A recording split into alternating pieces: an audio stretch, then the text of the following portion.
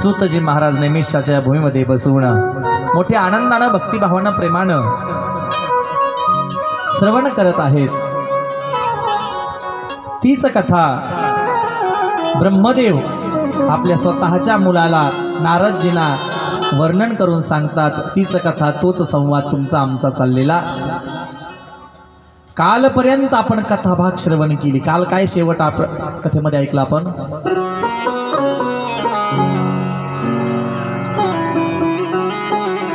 कल तक क्या हुआ?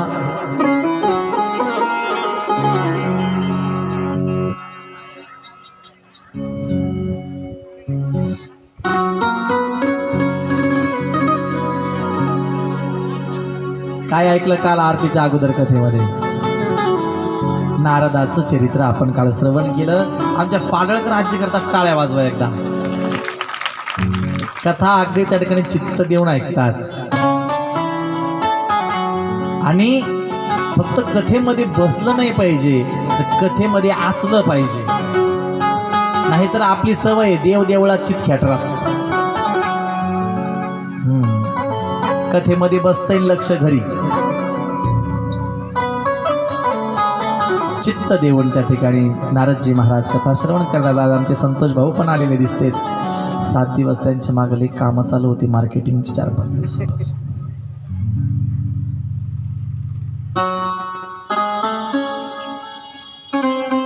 सगळा मंडप अगदी लखलखीत पिवळा दिसू लागलेला आहे। तुमच्याकरता टाळ्या वाजवा एकदा तुम्हीच। महादेवाची हळद लग्न सोबतच आहे आज।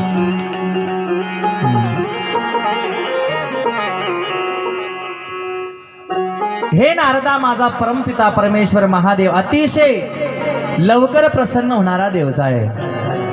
अतिशय पटकन थोड्या जरी पूजनानं, थोड्या जरी भजनानं, थोड्या जरी सेवेनं प्रसन्न होणारा देव म्हणजे माझा महादेव।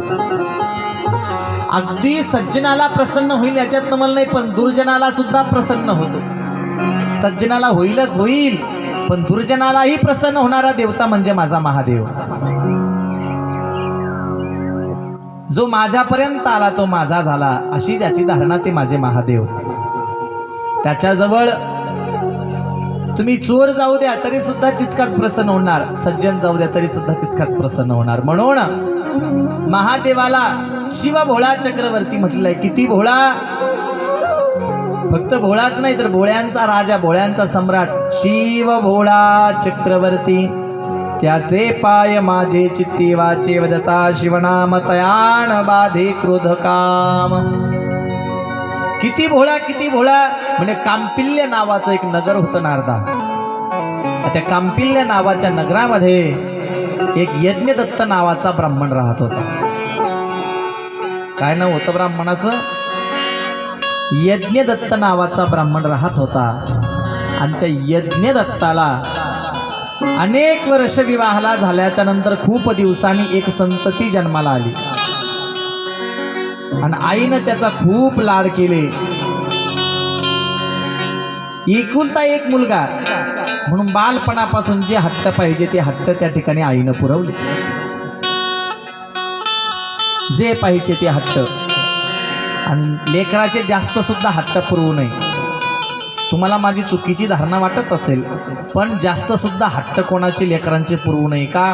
कारण जास्त लाड केले, अतिरेक लाडाचा झाला की त्याचे दुष्परिणाम होत असतात, बरं का? आता पट्ट्याला राग येईल माझा, पण आला तेव्हा मला कुठं तुमच्या घरी राहायला यायचं?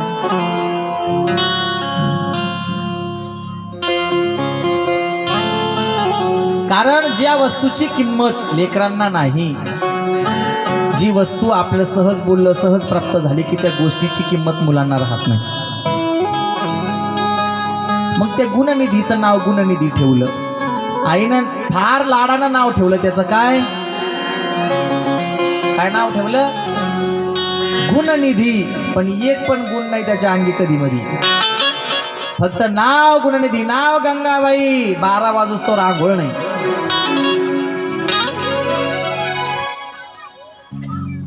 माणसानं नावासारखं वागलं पाहिजे। आज त्याचं नाव गुणनिधी ठेवलं, पण गुणनिधी अतिशय दुराचारी निघाला। लहानपणापासून आईनं चुकावर पांघरुणं घातलं त्याच्या। आणि मग तो मोठा मोठा होत गेला, तसा तसे गुन्हे वाढत गेले, तसा मोठा डाकू झाला. आणि एक दिवस राज्यामध्ये चोरी करत असताना त्याला पकडलं. येते दत्तानं त्याला घरातून बाहेर काढून दिलं तर दिलं, पण त्या राज्यातील राजानं त्याला देश निकाला दिला. याला कोणी सुद्धा आपल्या नगरामध्ये ठेवू नका, याला कोणी सुद्धा आपल्या नगरामध्ये ठेवायचं नाही, याला कोणी कामावर ठेवायचं नाही, याला कोणी काम द्यायचं नाही, याला कोणी अन्न द्यायचं नाही, याला कोणी पाणी द्यायचं नाही, याला कोणीही जवळ करायचं नाही. राजाचा आदेश आहे, जो कोणी माझ्या आज्ञेचं उल्लंघन करील त्याला फाशीची शिक्षा देईल. आता राजाचा कोण मालक असता का? मालकाचा कोणी? येथे दत्त निघाला, गुणनिधी निघाला आणि प्रत्येक गावामध्ये गेलं की तिथे त्याला कोणी गावात येऊ देत नव्हतं, कोणी काम देत नव्हतं. भुकेला झाला, व्याकुळ झाला, विचार केला, अरे आपण ब्राह्मण कुळामध्ये जन्माला आलो, परंतु आपण आपल्या जीवनाचं सगळं वाटोळं करून टाकलं. म्हणे ब्राह्मण कुळामध्ये, उत्तम वरिष्ठ कुळामध्ये, वर्णाश्रमामध्ये आपला जन्म झाला, तरी सुद्धा आपल्याला त्या ठिकाणी आपल्याला काही साध्य करता आलं नाही. म्हणून अतिशय दुःखी झाला आणि मग पश्चाताप येऊ लागला. पण माणसाचा स्वभाव कधी बदलत नसतो. बरं, माणसाचा स्वभाव कधी बदलत नाही. आपल्याकडे खोड आहे, काय म्हणे आपल्याकडं, जित्याची खोड जात नाही. ते निघाल्या, रात्रीची वेळ झाली, अरण्यानं भटकू लागला. भटकता भटकता त्या ठिकाणी काही मिळतंय का जेवणा करता म्हणून इकडं तिकडं बघू लागला, काही दिसेन असं झालं. आणि त्या अरण्यामध्ये एक विशाल शिवालय होतं, विशाल शिव मंदिर होतं. रात्रीची वेळ आहे, घनदाट अंधार आहे आणि तितक्या अंधारामध्ये त्या ठिकाणी आता इथं मंदिर आहे. मंदिरे म्हटल्याच्या नंतर इथं नैवेद्य दाखवत असेल, याचा अर्थ इथं आपल्या आजच्या दिवसाची तरी जेवणाची सोय होईल म्हणे. नैवेद्याच्या आशेनं त्या ठिकाणी शिव मंदिरामध्ये गेला. पण पाहिलं, सगळ्या मंदिरामध्ये अंधार होता, कारण त्यावेळेस लाईट नव्हती. आता लाईट आली. लाईट जर आता नसती तर आमचा आवाज तुमच्यापर्यंत गेला असता का? नसता गेला. किती जरी बिंबीच्या देठापासून आरडला असतं तरी पण जास्तीत जास्त तुमच्या लोक आला असता, मागच्या लोकांना गेला नसता.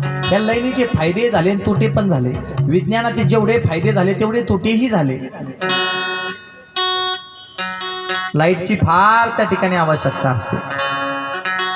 नेहमी सांगत असतो दृष्टांतामध्ये, एका मुलीला रात्री पाहुणे पाहायला आले, लय कामाचे असते, दिवस आले आणि रात्री आले.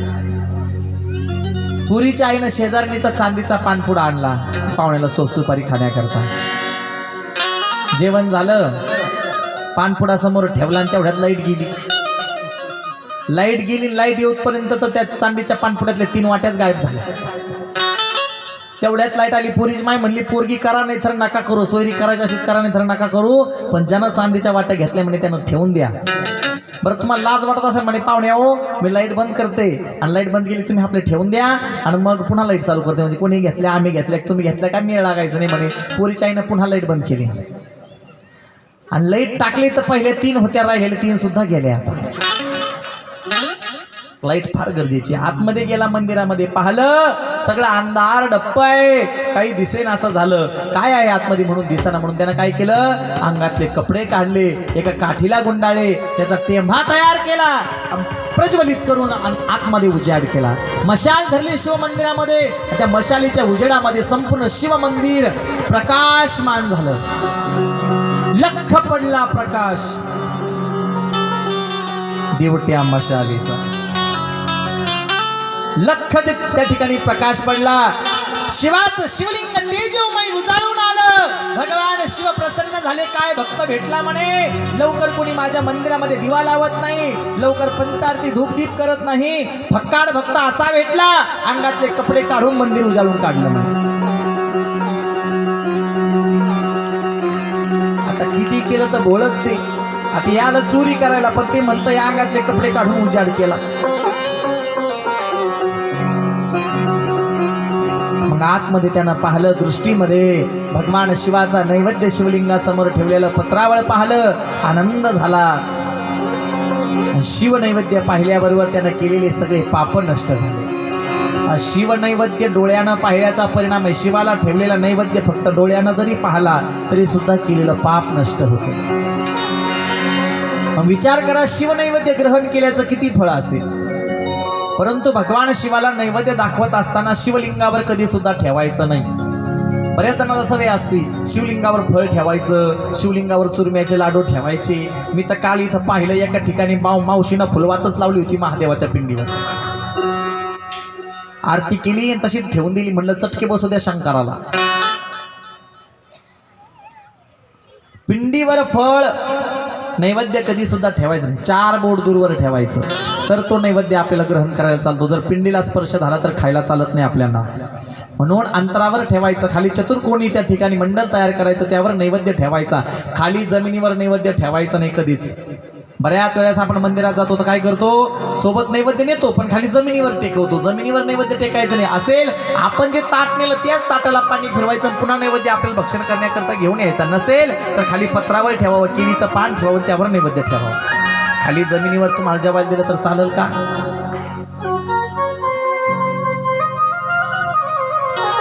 त्यानं शिवनैवेद्य पाहिल्याबरोबर पाप नष्ट झालं. आता तो शिवनैवेद्य तो ग्रहण करू लागला. शिवनैवेद्य खाल्ला त्यानं. आता ढेकर देण्याकरता त्यानं वर पाहिलं, तृप्त झाला. आंधळा मागतो एक देव देतो तो. त्यानं वर पाहिलं तर वर महादेवाच्या पिंडीवर चांदीची गळती बांधलेली. ते म्हणलं महादेवाने एका दिवसात सोय केली 12 महिन्याची करून ठेवली म्हणे. एका दिवसाची केली तर केली, पण 12 महिन्याची सोय करून ठेवली म्हणे. आता ही जर गळती चोरी केली तर आपल्याला काही पुन्हा काम धंदा करायची गरज नाही. चोरी केली म्हणून काढून दिलं, पुन्हा इथं चोरीच्याच याच्यावर आलं. म्हणून माणसाचा मूळ स्वभाव बदलत नसतो. नाथ महाराज सांगतात, आधी होता वाघ्या, आधी होता वाघ्या, आधी होता वाघ्या, आधी होता वाघ्या. दैव योगे झाला पाघ्या, योग्य झाला पाघ्या, दैव योगे झाला पाघ्या, योग्य झाला पाघ्या. त्याचा येळकोट जाईन मूळ स्वभाव राहिला.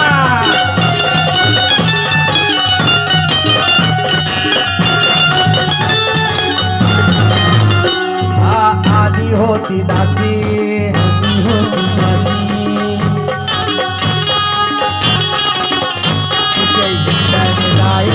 मूळ स्वभाव राहिना. मूळ स्वभाव राहिना. आधी होती दाशी, पट्टराणी केली तिशी, तिचे हिंडणी जाईना. मूळ स्वभाव राहिना. माणसाचा मूळ स्वभाव कधी राहत नसतो.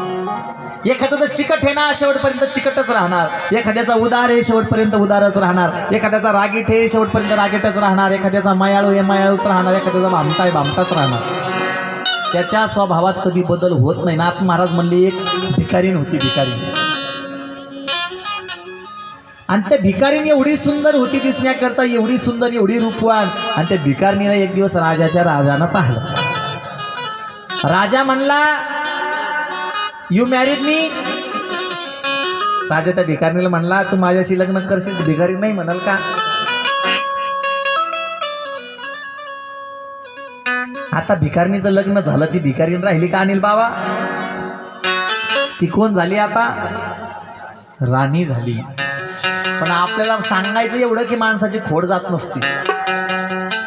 मग लग्न झाल्याच्या नंतर तिच्या नंदांनी बाकीच्यांनी तिला म्हटले, वहिनी साहेब, राणी साहेब नाव घ्या म्हणले. आता राणी झाली ना ती. पण तिनं काय नाव घेतलं? सोनेरी हरणाचे वाकडे तिकडे, सोनेरी हरणाचे वाकडे तिकडे, माझ्या राजाला भूक लागली वाढ ग माय. मूळ स्वभाव जाईना. ते चोट्टच किती गेलं तरी त्या गळती पाहिजे चोरायची इच्छा झाली. पुन्हा तिथंच आलं. ते जिथून गेलं तिथंच आलं. चोरी केली म्हणून काढून दिलं, पुन्हा तिथंच आलं चोरी करण्याकरता. आता कसं काय म्हणे, लवकर तांब्याची आपण खाली बांधित नाही.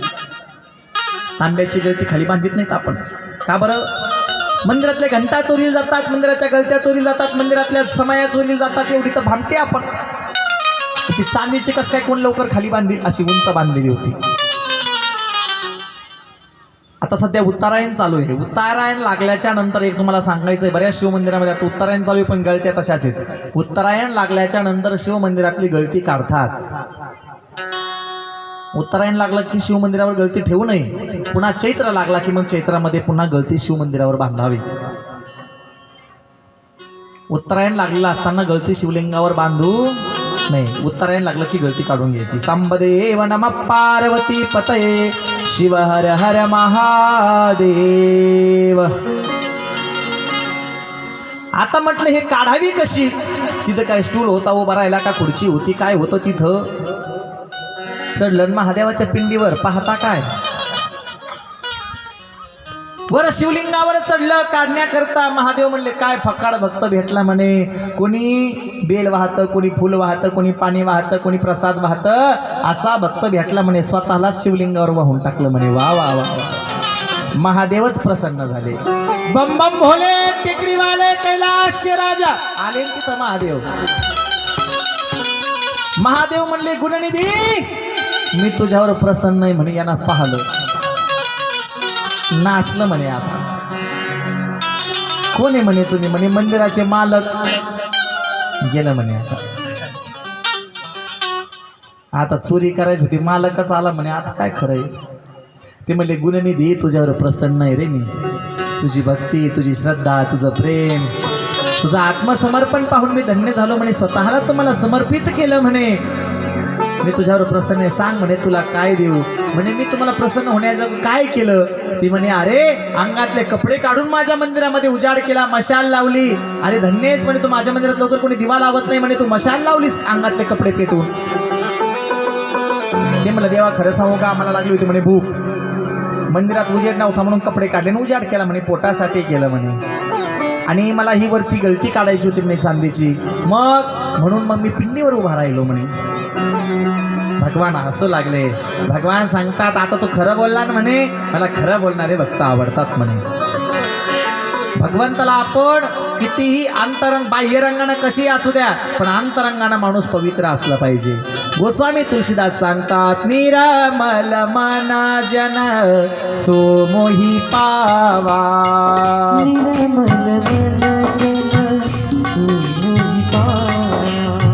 मोही कपट छल छिद्र न भावा. मोही कपट छल छिद्र न भावा. श्री राम जय राम जय जय राम. श्री राम जय राम जय जय राम. निर्मल मन जन सो मोही पावा.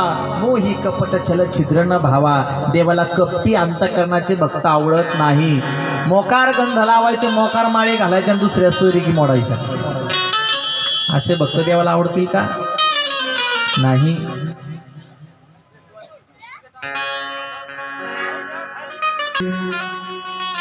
मन चंगा तो कठ होते मे गंगा. माणसाचं मन गंगेसारखं पवित्र असलं पाहिजे. नाही निर्मळ मन काय करील साबण. म्हणून माणसाचं मन पवित्र असलं पाहिजे. शरीर अपवित्र असलं तरी चालेल पण मन मात्र पवित्र असलं पाहिजे. कारण भगवान सुंदरता पाहत नाही शरीराची, भगवान मनाची सुंदरता पाहतो. मन किती सुंदर आहे. दया, क्षमा, शांती हे ज्याच्या मनामध्ये अंतरंगामध्ये आहे तोच खरा भक्त होऊ शकतो. मला आवडलं म्हणे तू खरं बोलले. देवाला खरं बोलणारे भक्त आवडतात. म्हणून माणसाला नेहमी खरंच बोललं पाहिजे. धना करता आलास ना म्हणे तू. धना करता ठीक आहे म्हणे. चोरी करायला आला ना हो, मग आता तुला धनाचा मालकच करतो म्हणे. देवाने त्याला काय केलं माहिती का? कुबेर धन वाटायचं खातात त्याच्याकडे दिलं. कारण जी घरामध्ये सुनबाई जरा डेंजर राहते का त्याच्या हातात तिजोरी चाव्या द्यायच्या. ती काहीच करीत नाही. वाटतं जे सोयरीक मोडीन त्याला सोयरीक जमायला न्यायचं, ती मोडीत नसतं. म्हणून आता याला धनाचं राजाच करून टाकतो म्हणे. हे चोरी कशी करेल? देव फार चतुर आहे. धनाचा राजा केलं त्याला. मध्ये पिंगलाक्ष झाला. पार्वती मातेकडं त्या ठिकाणी काय पुण्य असेल म्हणायचं की भगवान शिवाची अर्धांगिनी होण्याचं प्राप्त झालं. म्हणून भगवान माता पार्वतीला त्या ठिकाणी संशयाला पार्वती मातेने श्राप दिला. एक डोळा फुटला, पिंगलाक्ष झाला. आणि त्याचाच पुढचा जन्म त्या ठिकाणी कुबेराचा झाला. आता या कुबेरानं काय केलं माहिती आहे का? कुबेराची बायको म्हणली का हो आपण एवढे चोट्टे होतो म्हणे, मग आता आपण शाहू झालो म्हणे, मालदार पार्टी झाली म्हणे आपली, मग आपण महादेवाला काहीतरी दिलं पाहिजे म्हणे. म्हणे काय द्यावं म्हणे? पार्वती माते संसार उघड्यावर आहे म्हणे. मग एखादा पाहण म्हणे प्रधानमंत्री आवास योजनेत बसत असले तर पहा, एखादं घरकुल भेटत असलं तर. आता सुंदर अशी 7 कोटी घराची नगरी दान करणार महादेवाला. काय इटाची शिमिटाची बांधली का? शुद्ध कांचनाची इतकी सुंदर सोन्याची नगरी निर्माण केली. कशा करता? महादेवाला दान देण्याकरता. महादेवाला नगर दाखवलं. पार्वती माता आनंदित झाली. महादेव म्हणले आता जाऊ राहायला पार्वती. पार्वत म्हणले आत्ताच नाही जायचं, मग वास्तू शांती करू म्हणे थाटामाटानं, मग जाऊ म्हणे राहायला. सगळ्या बहिणी बोलवते म्हणे. तशा म्हणतात तुझ्याकडे काय, तुझ्याकडे काय, दाखवायला बोलवते म्हणे. एकदा दाखवण्यात पार आपला सारा फोपाटा झाले तरी आपण दाखवूच राहिलो.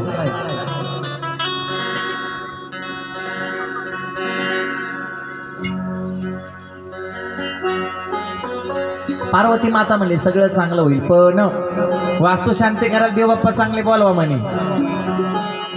देवबाप्पा चांगले बोलवा म्हणे. ब्राह्मण कसे? वेदांत पारंगत बोलवा. अशी मंत्र म्हणले की अग्नी प्रज्वलित झाला पाहिजे म्हणे. आता असे ब्राह्मण कुठं सापडायचे म्हणे? असे तुरळक ब्राह्मण आहेत म्हणे. कधी कधी फार अवघड होतं. देवबाप्पांचं फार अवघड झालं. आता हल्ली तर भेटतच नाही. अगोदर अपार्टमेंट घ्यावं लागते त्यांची. आता एक वेळेस काही सुद्धा भेटेल, पण देवबाप्पा भेटणं मुश्किल झालंय पूजा करता. झालं की नाही?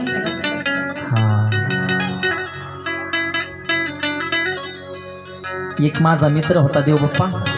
त्याचे वडील फार हुशार, पण हे कधी वडिलाकडे शिकलं नाही, कुठं गुरुकुलात गेलं नाही. एक दिवस वडील आजारी पडले आणि लग्न लावायला पाठवलं. आणि नेमकं त्या लग्नात भोगे मामा ते मला म्हणे खरे महाराज वडील आजारीत म्हणे, लग्न लावायला मला पाठवलं, मग मला तर काही येत नाही म्हणे. म्हणलं याच्याकरता तुला म्हणत होतो शिक म्हणून. काय करू आता? म्हणलं मला काय सांगतो, तू काय करायचं तर कर म्हणलं. मला रात्रीचं लग्न आहे, अर्धा बारा झोपी गेलाय. म्हणलं हो दे. ते मला नवऱ्या मुलाचे मामा नवऱ्या मुलाच्या पाठीमागे उभे राहा, नवरीचे मामा नवरीच्या पाठीमागे उभे राहा. केलं चालू मंगलाष्टक. काका किकी कुकू कुकू कुकू कुकू के कै को कौकम कहा शुभ मंगल टट्टा टिट्टी टुटू टुटू टुटू टुटू. पाहता काय लागलं लग. आता लग्न लागलं म्हणे. महाराज धकलं म्हणे. आता मग आता पुढचं अजून अवघड आहे म्हणे. यज्ञ करायचा आहे पुढं, अजून भरपूर आहे म्हणे, अजून पुढचा विधी. आता काय करायचं म्हणे. म्हणलं आता पहिलीच वर्गात बसला, आता दुसरीच्या बैस. लावा डोळ्याला पाणी.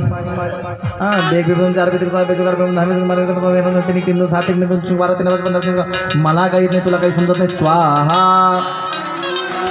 तेवढ्यात नवरीच्या आत्या डोळे चोलीत आली, तिना वामात पाय द्याला, तिचे पाय पुळले. म्हणलं आत्या तिथं झोपी गेली, वर हडका ह्याचा जागे. म्हणलं असे काय देवबाप्पा आण नका म्हणे, चांगले आणा. मग कोण आणणार देवबाप्पा? मग आठवण झाली आपला एक भक्त बिना दक्षिणाची वास्तुशांती करीन म्हणे. तसं बिना दक्षिणाची कोणती देवपूजा, बिना दक्षिणाचं यज्ञ कार्य काही सुद्धा करू नये. कारण दक्षिणा ही यज्ञनाराची पत्नी आहे. त्याच्याशिवाय कोणती फलश्रुती आपल्याला भेटत नाही. आपण लग्नामध्ये किती खर्च करतो बरं? नुसतं डीजे आपण 50-60 हजाराचा लावतो की नाही? अन्नदान 2-2 लाखाचा करतो, मंडप 4-4 लाखाचा लावतो. पण देवबाप्पाला दक्षिणा द्यायची बारी आली का असे बारीक कणत. आणि सारं लग्न तर त्यांच्यामुळे.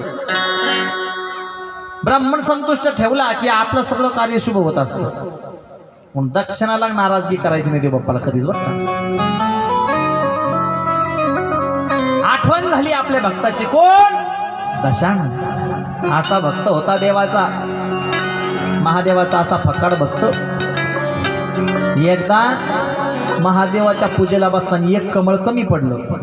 काय केलं असं त्यांना गेला का परत बगीच्यात फुल तोडून आणलं, मग महादेवाला वाहिलं का नाही. 1 कोटी कमळ व्हायचे होते, 1 कमळ महादेवानं चोरून घेतलं कृपाण, कापलं शिर, वाहिलं पिंडीवर. 1 कमळ कमी पडलं म्हणून 1 शिरच वाहून टाकलं, 1 शिर वाहून टाकलं.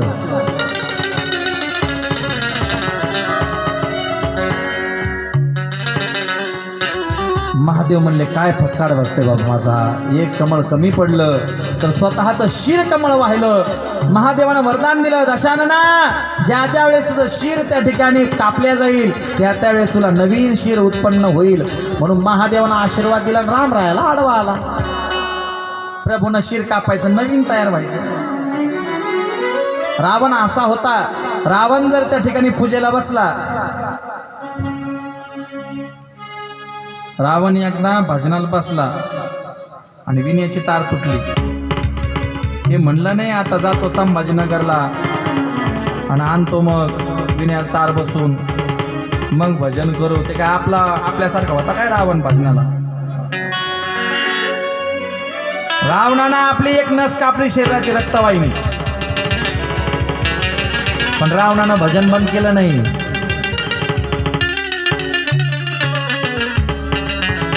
रावणाने ही मुलगी कोणाची आहे विचारा, सापडली का? ओके. सांबदेव नमः पार्वती पतये शिव हर हर महादेव. त्याच्यामुळे मला बघावं लागलं मोबाईलमध्ये काय मेसेज आला, ते आप्पाचा मेसेज होता मला.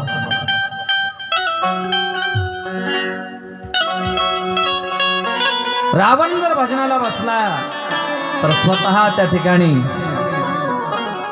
कैलासपती महादेवानं कैलासामध्ये डोलावं असा रावण भजन करीत होता. आपल्यासारखं भजन नव्हतं रावणाचं.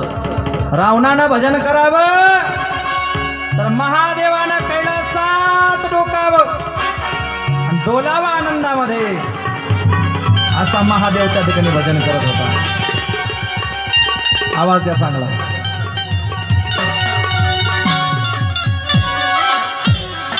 कसं भजन करत होता रावण, सर्वांनी हातवर करायचे.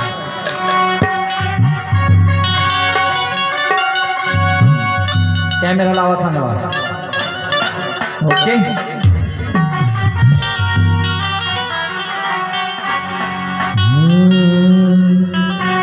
शंकरा शंकरा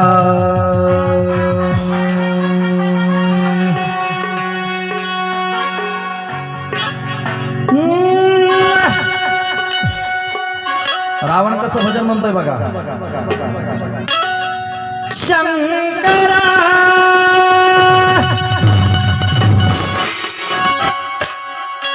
हरे शैल शृंग समविशाल जटाजूट चंद्रभाल.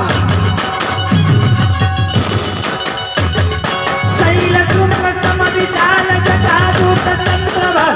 रक्तगीत रंगबाल विमल झालराते.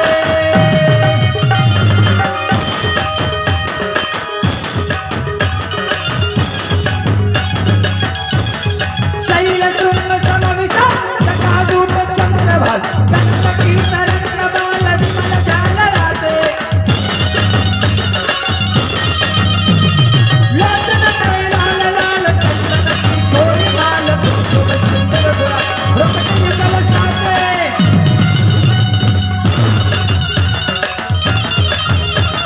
मुंडनकी कंठमाल विकसित तरुके प्रसाद. फटकेचार रुद्रमाल नरमुखाल राजे.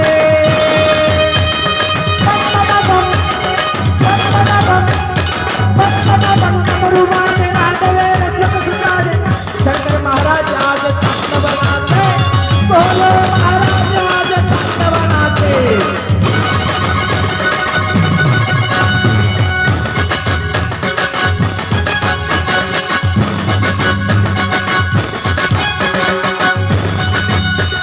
तातीला लाटीला हिकटक हिकटक फिला. तिलांग धातिलांग धिकटक धिकटक तिला विष्णू कमर बांधे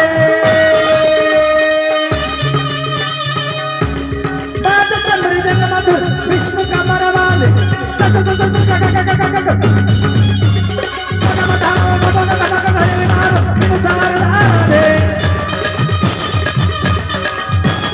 किन्नर गंधर्व सर्व चार अप्सर कर अर्थ काम धर्म मोक्ष सोपर प्रयासे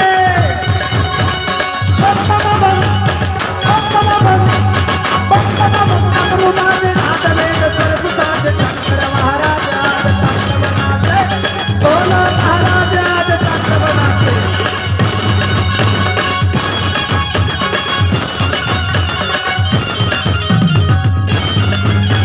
जटाटवी गल झलक प्रवाहातावितस्थल गलेव लंबे लंबितं भुजंग तुंग बालिकम्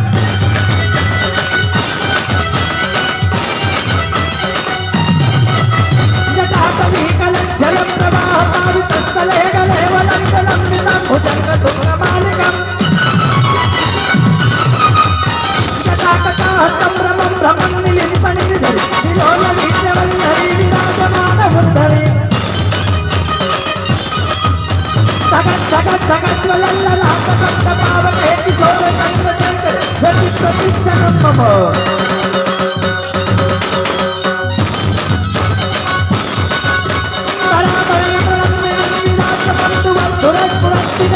प्रमोदमान मानसे कृपाकटाक्ष धोरी निरुद्ध निर्धरापदी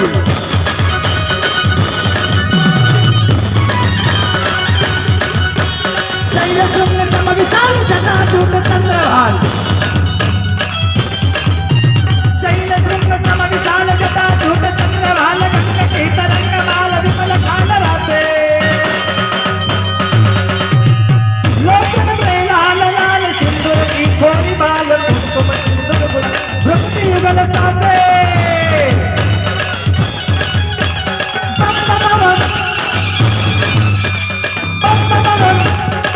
डमरुबाजे नाद वेद सरस्वती शंकर महाराज आज तांडवनाचे बोलो महाराज आज तांडवनाचे शंकर महाराज आज तांडवनाचे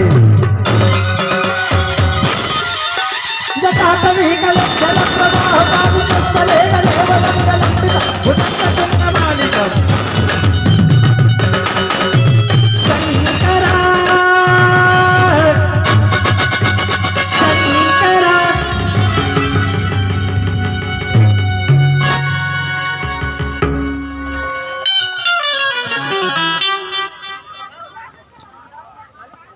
दशाननानं त्या ठिकाणी तांडव म्हणावं कैलासामध्ये भगवान शिवानी नाचावं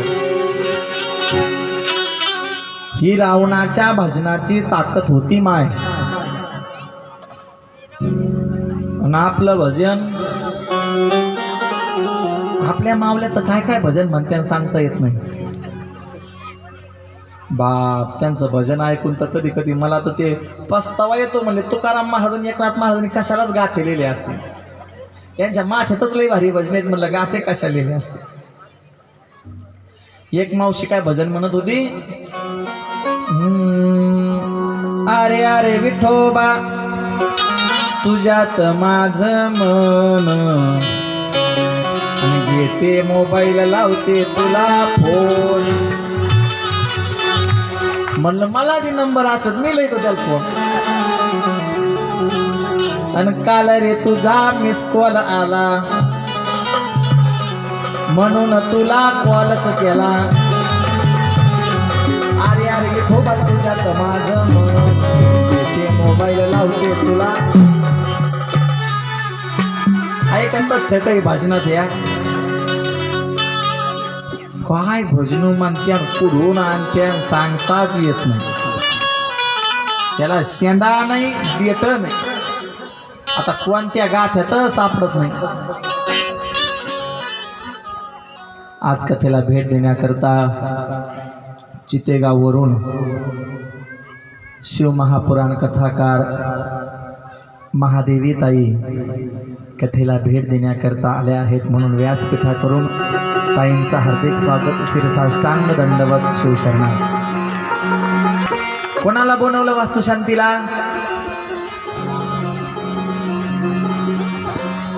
रावणाला बोलवलं. एकटा नाही आला देव, काकील संघ घेऊन आला, मंदोदरी काकीला. एवढ्या 80,000 सवती होत्या, पण तरी सुद्धा सगळ्यात श्रेष्ठ होती मंदोदरी. मंदोदरी काही सामान्य नव्हती बरं का. 5 पतिव्रतापैकी सगळ्यात श्रेष्ठ पतिव्रता म्हणजे मंदोदरी. अहिल्या, सीता, तारा, द्रौपदी, मंदोदरी या 5 जणीचं दररोज माता माऊलीने स्मरण केलं पाहिजे. तुळशी पाणी घालताना तुम्ही दररोज मावले हो घालता की नाही? घातल्या वाळू तुळशी सगळ्या. ज्याच्या दारात तुळस आहे त्याचं घर साक्षात वैकुंठ आहे बरं का. घरात तुळस असली पाहिजे दारासमोर, नाहीतर ते घर नाही मशानभूमी, ज्याच्या पुढं तुळस नाही. ते काय माझ्या पांडुरंग परमात्म्याला प्रिय आहे तुळस, माझ्या महादेवाला प्रिय आहे बेल, आणि माझ्या गणपती बाप्पाला प्रिय आहे दुर्वा. प्रत्येकाची आवड वेगळी आहे नाही का. विठ्ठलाला तुळस, गणपतीला दुर्वा. विठ्ठलाला तुळस, गणपतीला दुर्वा. विठ्ठलाला तुळस, गणपतीला दुर्वा. विठ्ठलाला तुळस, गणपतीला दुर्वा. विठ्ठलाला विठ्ठलाला विठ्ठलाला तुळस, गणपतीला दुर्वा. विठ्ठलाला तुळस, गणपतीला दुर्वा. विठ्ठलाला तुळस, गणपतीला दुर्वा. विठ्ठलाला तुळस, गणपतीला दुर्वा. महादेवाच्या पिंडीवर बेल शोभे हिरवा. देवाच्या पिंडीवर बेल शोभे हिरवा. महादेवाच्या पिंडीवर बेल शोभे हिरवा. देवाच्या पिंडीवर बेल शोभे हिरवा. चंद्रभागेला पूर आला, पाणी लागलं वनाला. चंद्रभागेला पूर आला, पाणी लागलं वनाला. चंद्रभागेला पूर आला, पाणी लागलं वनाला. चंद्रभागेला पूर आला, पाणी लागलं वनाला. रुक्मिणीमंदी धाव विठ्ठला पुंडलिक माझा बुडाला. विठ्ठला पुंडलिक माझा बुडाला.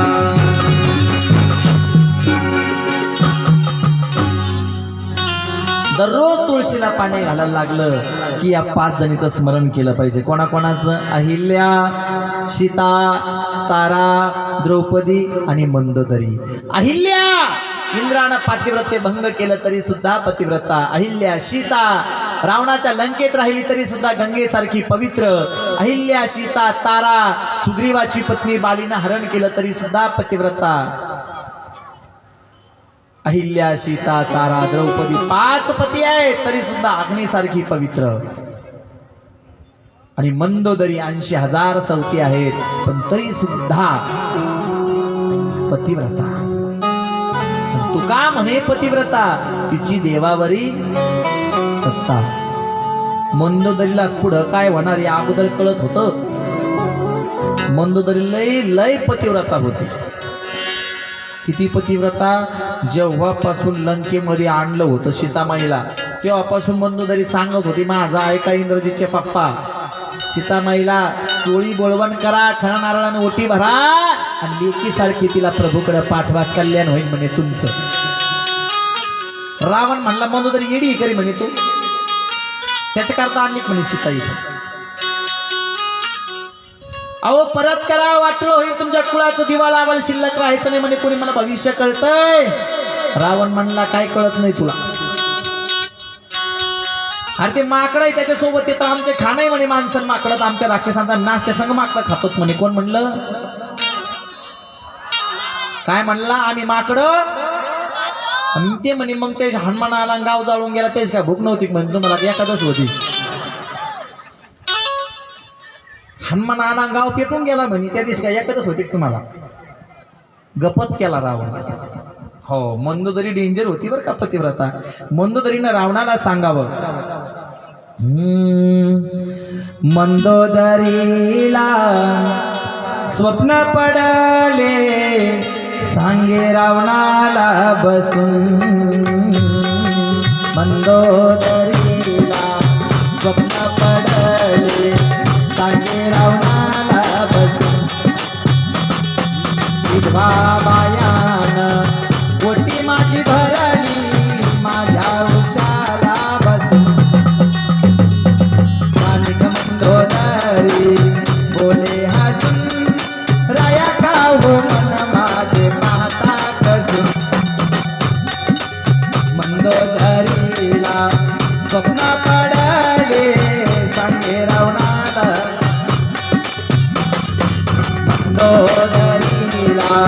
स्वप्न पडले सांगे रावणाला पंचवटीतून सीता नेली तिथंच गेले फसून 18 पद्म वानर सैन्य दात खाताती खचून राणी मंदोदरी बोले हसून राया कावो मन माझे पाहता बसून धाकला बंधू तुमचा विभीषण धाकला बंधू तुमचा विभीषण जाईल रामाकडे रुसून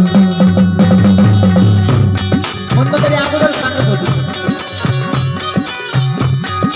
त्याचे रुसणे होईल कामाचे राज्य करील बसून सोदरीला स्वप्न पडले सांगे रावणाला बसून इंद्रजितानं यज्ञ केला निकुंभवीला बसून अर्ध्यावरती यज्ञ मोडाला घेतला अग्नीनं बसून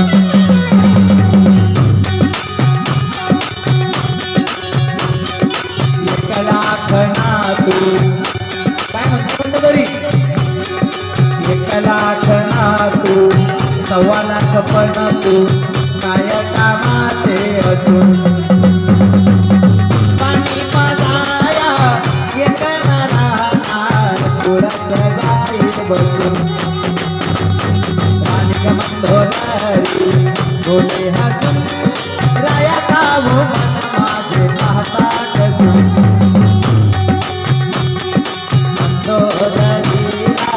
स्वप्न पडले सांगे रावणाला बसून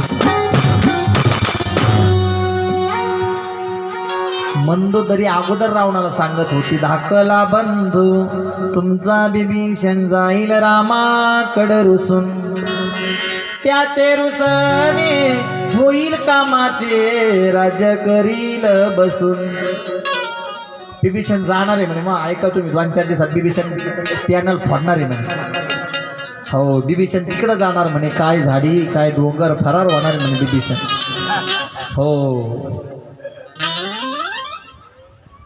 तुम्हाला 1 लाख ना तू 1.25 लाख पण तू काय कामाचे असून पाणी पाजाया एक न राहणार कुळच जाईल बसून मंदोदरी अगोदर सांगत होती मंदोदरीला स्वप्न पडले सांगे रावणाला बसून ती मंदोदरी इतकी हुशार आणि ती पूजाला आणली रावणाने संग रावण देव बाप्पा पूजाला बसले मंदोदरी फेरफटका मारून आली बिचारे रावण बसतेत मंदोदऱ्या वास्तुशांतीला गेल्या का किचन कुठं बाथरूम कुठं बेडरूम कुठं देवघर कुठं चट फेरफटका मारून येतात जे मंदोदरी घर पाहायला गेली महादेवाचा 8 दिवस परत आलीच नाही घरच एवढं होतं हरली मंदोदरी त्या घरात रावणाची पूजा काय साधी चालली का 8 दिवस वास्तुशांती चालली तर मग आली मंदोदरी जी आली रावण बिचारी पूजा आटपत आली रावणाची महादेव पार्वती पूजाला बसलेली मंदोदरी आली आणि रावणाच्या कानात ऐका बेगणाचे पप्पा आपल्याला असं म्हणजे असंच घर बांधायचं ती म्हणे मंदोदरी येडी कर म्हणे तू अशी भिक्षुकीवर पुढे एवढं मोठं घर होत असतात ते पण सोन्याचं अरे यांचं देवघर पण सोन्याचं आहे म्हणे एक काम करू म्हणे असं नाही पण हेच घेऊन जाऊ म्हणे मंदोदरी म्हणले चालते काय अडचण नाही मला हा महादेवा झाली म्हणे वास्तू शांती करा म्हणे संकल्प दक्षिणाचा घ्या म्हणे हातात पाणी म्हणा मम आत्मनाः स्मृती पुराण वक्त फल प्राप्त्यर्थम अस्माकं सहकुटुंब सहपरिवार जनानां सुख शांती समृद्धी ऐश्वर्य अप्राप्त लक्ष्मी प्राप्त्यर्थम हे मला येतं बरं का कार्यक्रम नसले मी हे पण करतो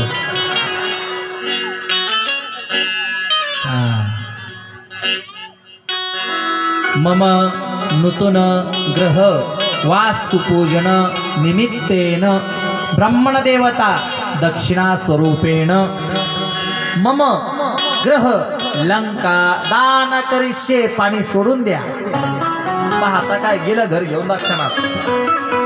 पण पार्वती म्हणली रावणा माझं घर घेऊन गेला म्हणे पण याचा बदला घेतल्याशिवाय मी राहणार नाही म्हणे. पार्वतीने कसा बदला घेतला. चट धिंगाणा करून मिळतोय लंकाचा. चट फपटा करून टाकली म्हणे. आणि मग ज्या ज्या वेळेस भगवान हरी अवतार घेतात त्या त्यावेळेस मदती करता माझ्या शिव येतात. त्यावेळेस शिव अवतार घेतात त्यांच्या मदती करता माझे विष्णू येतात. मग प्रभूचा अवतार झाला त्रेतायुगामध्ये. कोणता? नगरी हो अयोध्यासी रघुकुल साघराना हो चरण हो राघव के वहाँ मेरा ठिकाना हो. लक्ष्मण सा भाई हो कौसल्या माई हो स्वामी तुम जैसा. बाई तो ह्याच्या प्लान इकडे व्यासपीठावर. लक्ष्मण सा भाई हो स्वामी तुम जैसा. स्वामी तुम जैसा मेरा रघुराई हो. प्रभूना अवतार धारण केला. कोणता? मंगल भवन मंगल हारे प्रभु दशरथ अजिर बिहारी. राम सिया राम सिया राम की जय राम. राम सिया राम सिया राम की जय राम. प्रभू ना मंगल में रामचंद्राचा अवतार धारण केला. सीताराम चरित अति पावन. सीताराम चरित अति पावन. मधुर सरस अरु अति मन भावन. मधुर सरस अति मन भावन. प्रभूनं त्रेतायुगामध्ये रामरायाचा अवतार धारण केला. मग रामराय प्रभू म्हणून विष्णू भगवान आले रामाच्या रूपानं. मग आता त्यांच्या करता माझ्या महादेवाला येणं चालं. एका दृष्टीनं पाहिलं तर हनुमंतराय हे कोणाचे? रामरायाचे सेवक आहेत. आणि एका दृष्टीनं पाहिलं तर भाऊ आहेत. कसे भाऊ आहेत? ज्या यज्ञाच्या प्रसादातून प्रभू रामचंद्राचा जन्म आहे आणि त्याच प्रसादातून हनुमंतरायाचा जन्म आहे. ज्यावेळेस यज्ञ केला 3 भागामध्ये त्या ठिकाणी प्रसादाचा वाटप केला. काही हातावर प्रसाद घेतला. इकडे अंजनी माता अंजनेरी पर्वतावर तप करत होती. भगवान शिव माझ्या पोटी जन्माला यावे. तेवढ्यात पार्वती मातेनं आकाशामध्ये घारीचं रूप धारण केलं आणि कैकेयीच्या हातातला प्रसाद घेतला. पिंड घारीने झडपिला. पिंड घारीने झडपिला. पिंड घारीने झडपिला. अंजनी सेविला निमित्त सेविला. अंजनी सेविला निमित्त सेविला. निमित्त सेविला. अंजनीच्या तपासाठी. अंजनीच्या तपासाठी. अंजनीच्या तपासाठी. महारुद्र आले पोटी. महारुद्र आले पोटी. महारुद्र पोटी. महारुद्र आले पोटी. महारुद्र आले पोटी. महारुद्र आले पोटी. महारुद्र आले पोटी. महारुद्र आले पोटी. अंजनीच्या तपासाठी. अंजनीच्या तपासाठी. अंजनीच्या तपासाठी. मग अंजनी माता तप करत होती आणि तो प्रसाद अंजनी मातेच्या ओटीत दिला आणि त्याच्यामुळं भगवान शिव हनुमंतरायाच्या रूपानं जन्माला आले. चैत्र पौर्णिमेला 8 दिवस अगोदर मालक आले. रामप्रभू आले. 8 दिवस नंतर माझे हनुमंतराय भगवान शिव 11व्या रुद्राच्या रूपानं त्या ठिकाणी अवताराला आले. अंजनीच्या सुता तुला रामाचं वरदान. एक मुखान बोला बोला जय जय हनुमान, एक मुखान बोला बोला जय जय हनुमान. अंजनीच्या सुता तुला रामाचं वरदान, अंजनीच्या सुता तुला रामाचं वरदान. एक मुखान बोला बोला जय जय हनुमान, एक मुखान बोला बोला जय जय हनुमान. ये धन्य तुझी राम भक्ती, दिव्य तुझी काया, बालपणी गेलास तू सूर्याला धराया. हे बालपण गेला ती तू सूर्याला धराया. हादरली ही धरती, हादरली ही धरती, थरथरले आसमान, हादरली ही धरती, थरथरले आसमान. एक मुखान बोला बोला जय जय हनुमान, बोल जय जय हनुमान. अंजनीच्या सुता तुला रामाचं वरदान, अंजनीच्या सुता तुला रामाचं वरदान. एक मुखान बोला बोल जय जय हनुमान, एक मुखान बोला बोल जय जय जय हनुमान. जय हनुमान बोला जय जय हनुमान. आणि मग भगवान शिव परमात्मा अवताराला आले. जय जय हनुमंत, जय जय अंजनी सुता, आरती ओ वाळू रामरायाच्या दूता. भगवान परमात्मा शिव परमात्मा आले. पार्वती माताने विचारलं मला पण यायचं म्हणे. भगवान म्हणले या अवतारामध्ये वेडी होऊ नकोस पार्वती, का सिंगल आहे म्हणे. ब्रह्मचारी. पार्वती माता म्हणले असं काऊन केलं, मला कोण ठेवता, येऊ द्या मले. या प्रसाद संग्रह हो मला जरा ती वाशिमची भाषा यायला लागली. पार्वती माता म्हणले असं काम करता येऊ द्या मले. महादेव म्हणले येडी होणं काव तू, काव म्हणे, अहो मी ब्रह्मचारी म्हणे.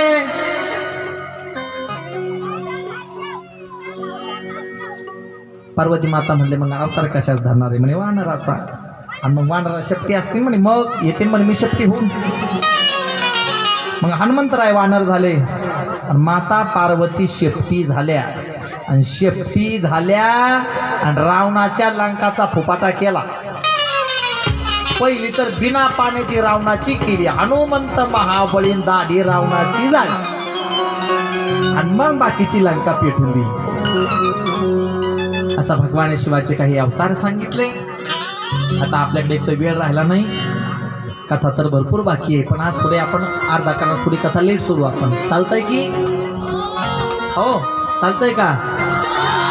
तात्या काही हाव म्हण लागले नाही ना, चालतंय म्हणले बर.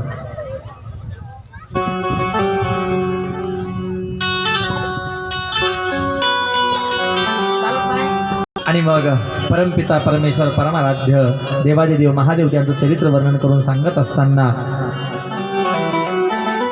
इथं नारदजी महाराज विचारतात, भगवान शिवाची कथा अतिशय पवित्र अतिशय गोड आहे. परमपिता ब्रह्मदेवाला सांगतात, हे पिताजी आता मला भगवान शिवाच्या विवाहाची कथा वर्णन करून सांगा.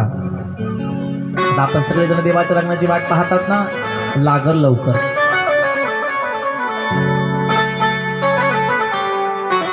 वरमाया आल्यात का पण सगळ्या ज्या रुसल्यात त्यांना पहा अगोदर, खोबऱ्याच्या वाटीसाठी रुसल्या काय. लय अवघड असतं यांचं. नवरदेवाची माय रुसली परवा लग्नात, जेवातीच नाही.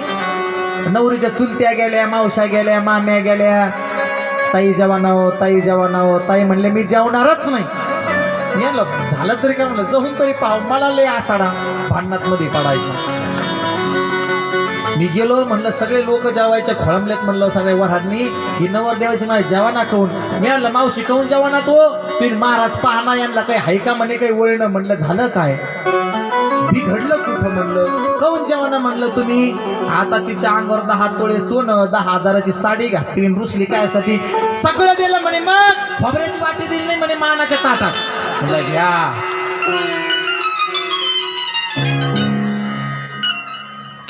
कशा करता रुसत्या सांगताच येत नाही यायचं मला मरू देईल उपस्थित सामदेव नम पार्वती पतये शिव हर हर महादेव. मग काल आपण वर्णन करून पाहिलं भगवान शिवाची शक्ती 3 भागामध्ये तिचा विस्तार झाला. महालक्ष्मी, महाकाली, महासरस्वती. तीच परमशक्ती पराशक्ती ललिता महात्रिपुर सुंदरी राजराजेश्वरी परमांबा भगवती आणि ती आपल्या पोटी जन्माला यावी म्हणून दक्ष राजानं अनेक वर्षापर्यंत आराधना केली. दक्ष राजा त्याची पत्नी अरण्यामध्ये गेले. भगवती आपल्या पोटी जन्माला यावी म्हणून भगवतीची आराधना करू लागले. चैतन्यमयी आनंदमयी सत्यमयी परमेश्वरी आनंदमयी सत्यमयी परमेश्वरी. सत्यमयी परमेश्वरी सत्यमयी परमेश्वरी सत्यमयी परमेश्वरी सत्यमयी परमेश्वरी. चैतन्यमयी आनंदमयी सत्यमयी परमेश्वरी सत्यमयी आनंदमयी सत्यमयी परमेश्वरी. अनेक दिवसापर्यंत आराधना केली. जलपान त्याग केलं, भोजन त्याग केलं. अरण्यामध्ये 2 जण व्रत करू लागले, उपासना करू लागले तरी आईसाहेब दर्शन द्यायला तयार नाही ना. आकाशवाणी व्हायला तयार आहे. अनेक वर्ष झाले. आता प्राण कंठात येऊ लागला. देव प्राप्त करणं एवढं सोपं नाही बरं का. बरेच लोक म्हणतात आम्हाला देव प्राप्त झाला. अरे जे लोक म्हणतात ना त्यांना देव प्राप्त झाला, खऱ्या अर्थाने देवाचा त्यांचा संबंध चाला ना. ज्याला खरोखर देवाची प्राप्ती झाली तो आपल्या तोंडाने सांगत नाही का. कारण ज्या तोंडाला सांगता येतंय देवाची प्राप्ती झाली त्या जिभेनं देवाला पाहिलं नाही आणि ज्या डोळ्याने पाहिलंय परमात्म्याला त्या डोळ्याला बोलता येत नाही. देव पहावयासी गेलो तो देव स्वरूपालाच प्राप्त होतो. अरे स्वतः अर्जुनाला सुद्धा भगवंताचं दिव्य स्वरूप पाहता आलं नाही. विराट स्वरूप रोज सोबत होता, सखा होता अर्जुनाचा, तरी सुद्धा पाहता आला नाही. ज्यावेळेस दिव्य दृष्टी प्रदान केली प्रभूनं त्यावेळेस विराट स्वरूपाचं दर्शन करता आलं. डोळे दीपक होते अर्जुनाचे ना. आपण म्हणतो देव पाहला. बरेच लोकांचा मला ऐकायला येतं देव माझ्याशी बोलतो, देवानं मला हे सांगितलं, मग मी माझ्या भक्ताला हे सांगितलं. एवढं सोपं नाही देव बोलणं. अरे आतुनात कष्ट घ्यावे लागतात. माऊलीनं सांगावं तपे विना दैवत विद्या विना प्राप्त गुंजे विना ही तर कोण सांगे. तपाशिवाय देव प्राप्त होत नाही. अनेक वर्ष झाले देवी दर्शन देण्यात लांब, आकाशवाणी पण व्हायना. इतके आतुनात शिवाचं वारुळ करायची वेळ आली दक्ष राजाची. शेवटी एवढी आर्त भावनेनं हाक मारू लागला दक्ष राजा. प्राण कंठात आला.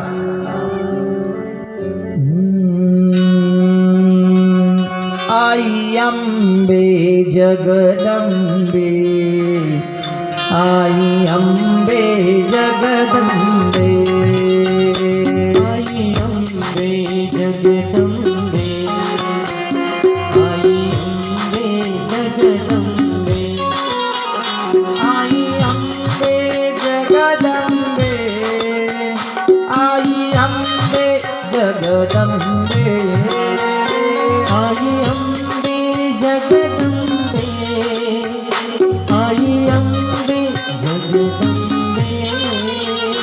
आई अंबे जगदंबे आई अंबे जगदंबे आई अंबे जगदंबे आई अंबे जगदंबे. आई भेट दे मला माझी शपथ ग तुला.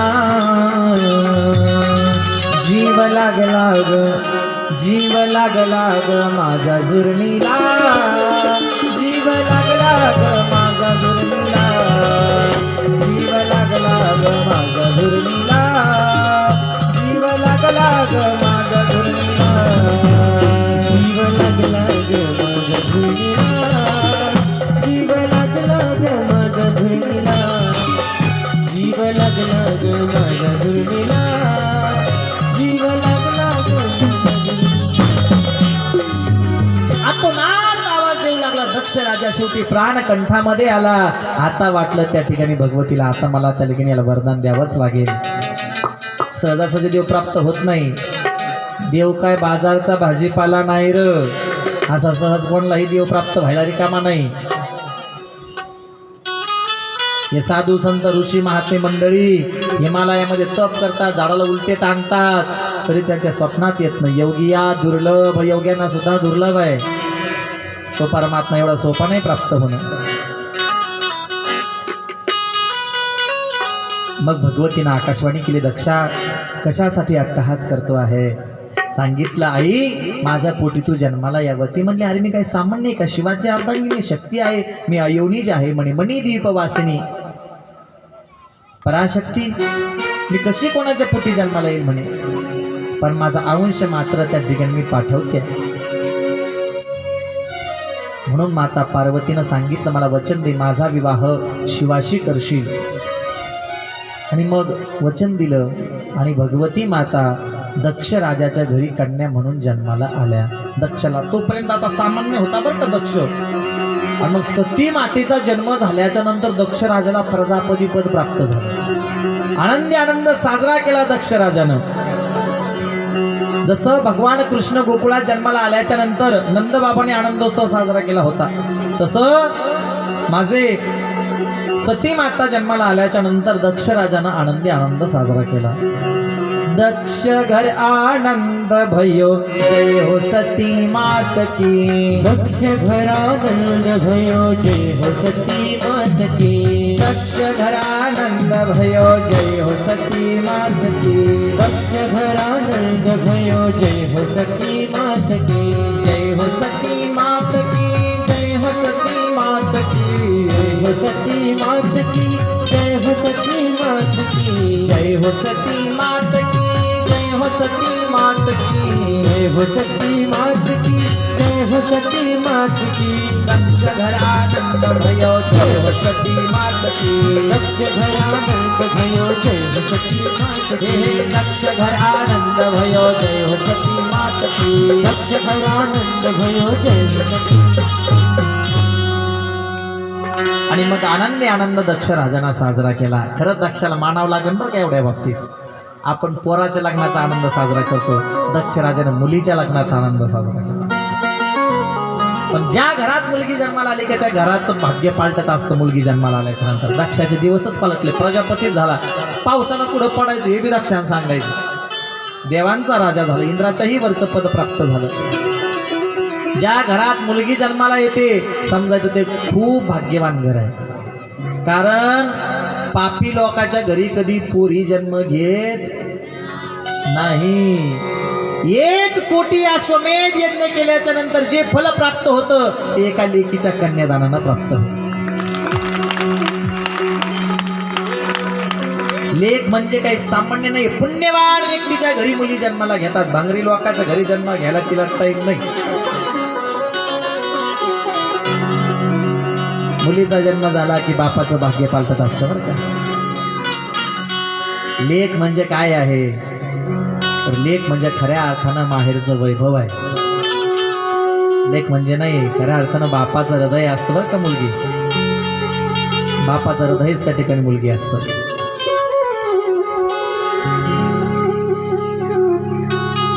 बहिणीच्या नंतर आईच्या नंतर बापाची काळजी घेणारी कोण असेल तर ती लेक असते. बाप कोणाचंच ऐकत नाही घरात, पण पोरगी म्हणलं की बापानं ऐकलंच पाहिजे. का पोरी हो बरं पप्पा ऐकते की नाही, हा भैयाचं ऐकत येत का, आणि तुमचं बरोबर ऐकतात की नाही. हा मुलीचा जन्म झाला की बापाचं भाग्य बदलत असतं. लेक म्हणजे काय माहिती का, लेक कशासाठी असावी, कारण ही लेक जी आहे जगामध्ये सगळे नाते निर्माण एक मुलगी करते. स्वतःच्या जीवापाड प्रेम करण्याकरता प्रत्येकाला आई असावी लागते. जी स्वतःच्या पेक्षाही जास्त प्रेम कोणावर असेल तर ते आपल्या मुलावर असं. स्वतःपेक्षा प्रेम करणारी जास्त ती आई असावी लागते. असावी लागते की नाही. आई ही मायेचा साखर आहे म्हणून आई प्रत्येकाला असावी वाटते. आईचंच दुसरं स्वरूप, आई इतकंच प्रेम करणारी आईचं दुसरं स्वरूप तिचं नाव मावशी. तिच्या पोटी आपण जन्म घेत नाही पण आई इतकंच प्रेम करणारी मावशी असते. म्हणून प्रत्येकाला मावशी असं वाटते की नाही. हक्क गाजवण्याकरता आत्या असावी. आत्या कशाला असावी? हक्क गाजवायला. माझ्या बापाचा आहे, माझ्या भावाचा आहे, माझ्या भाषाचा आहे म्हणून तो हक्क गाजवण्याकरता आत्या असावी. लाडानं जवळ घेण्याकरता, लाड पुरवण्याकरता प्रत्येकाला आजी असावी. आणि मनगटावर राखी बांधण्याकरता प्रत्येकाला बहीण असावी. आणि हे सगळे नाते निर्माण करण्याकरता प्रत्येकाच्या घरात एक मुलगी असावी. कारण एक लेक सगळे नाते निर्माण करते बरं का. एक लेक सगळे नाते निर्माण करते. म्हणून भाग्यवंताच्या घरात पोरी जन्म घेतात. आणि भाग्यवान भावाच्या हातावर मनगटावर राखी बांधण्याकरता बहिणी असतात बरं का. सगळ्यात पवित्र नातं जगामध्ये असेल भावा बहिणीचं. सगळ्यात गोड नातं, सगळ्यात जास्त प्रेम भावा बहिणीचं आहे. धन्य आहेत जे भाऊ त्यांना बहिणी आहेत. धन्य आहेत त्या बहिणी ज्यांना त्या ठिकाणी प्रेम करणारे भाऊ आहेत. आणि सगळ्यात जास्त भांडण, तिसरं युद्ध महायुद्ध म्हणजे ते भावाचं बहिणीचं. त्याच्या पुढं पहिलं महायुद्ध, दुसरं महायुद्ध फिक्क. भारत पाकिस्तानची लढाई म्हणजे भावाचं बहिणीचं भांडण 2 मिनिटं टिपण बसत नाही. आता तुमचं काय सांगू, माझ्या याच्या बहिणीचं पटत नाही. पण खरं असतं का ते? जगातलं तिसरं महायुद्ध म्हणजे भावाचं बहिणीचं भांडण. हो नीले अंबर वाले तेरे है खेल निराले. ओ नीले अंबर वाले तेरे है खेल निराले. नीले पीले धागों से रंग जीवन के रंग डाले. जिनकी होती है बहना वो भाई किस्मत वाले. जिनकी होती है बहना वो भाई किस्मत वाले. राखी के कच्चे धागों से क्या बंधन है बंधा.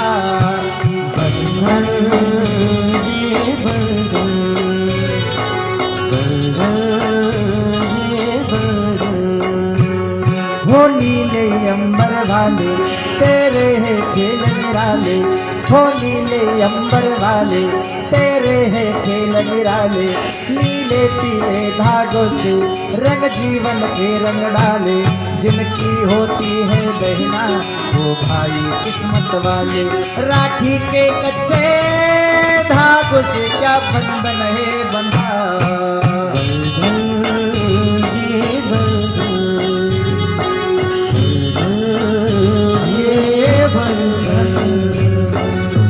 हिंदी चित्रपटाचं गाणं आहे पण एखाद्या सुंदर अभंगापेक्षा कमी नाही बरं का.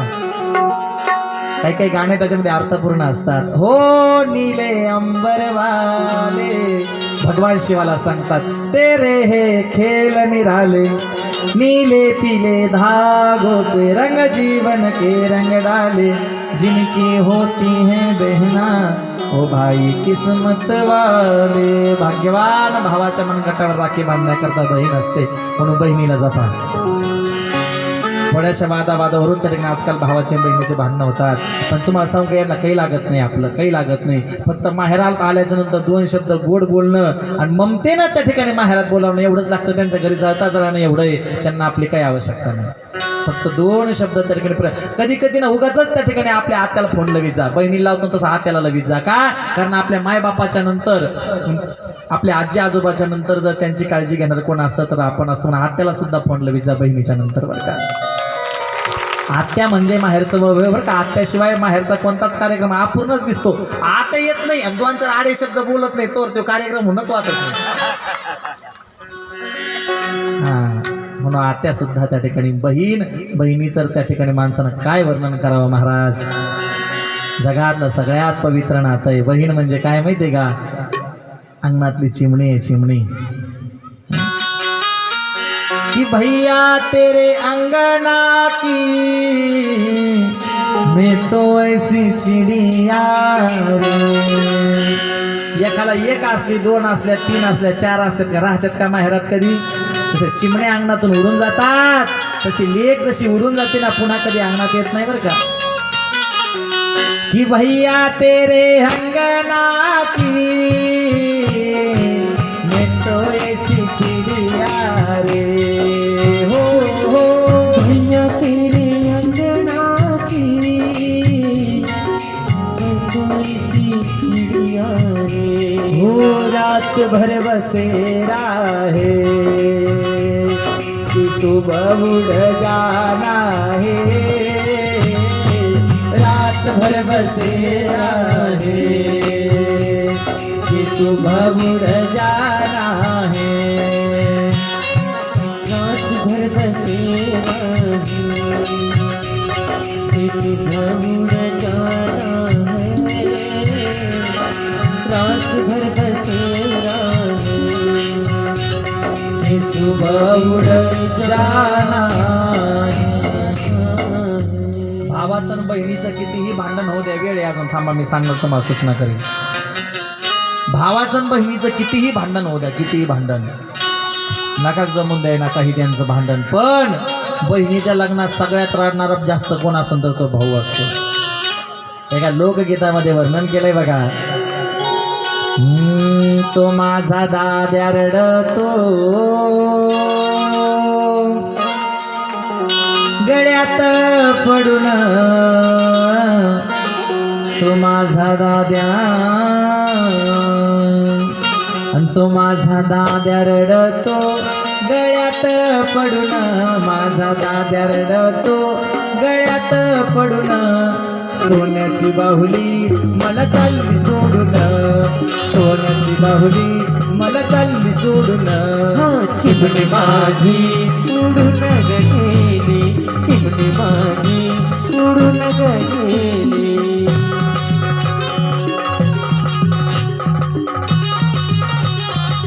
ती माझी आई रडती पदराला धरून